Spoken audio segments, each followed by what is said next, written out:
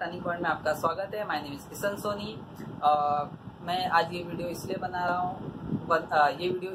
रहा हूँ ताकि लोगों को पता चले टर्निंग पॉइंट है क्या।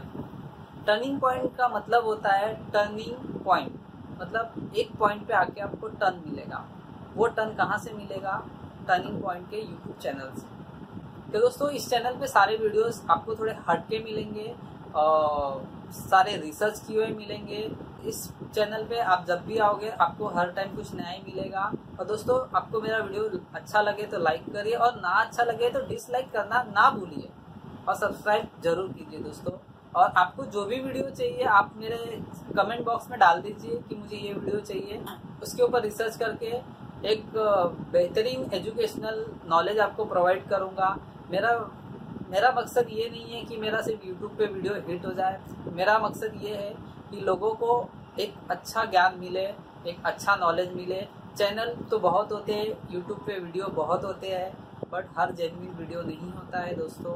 अगर मेरा वीडियो आपको जेन्युइन लगे तो प्लीज़ सब्सक्राइब ज़रूर कीजिए। तो लाइक और कमेंट करना ना भूलिए कि मैं आगे जाके और अच्छे से अच्छा वीडियो और नए नए टॉपिक क्रिएट करके नए टॉपिक के ऊपर वीडियो बनाऊँ।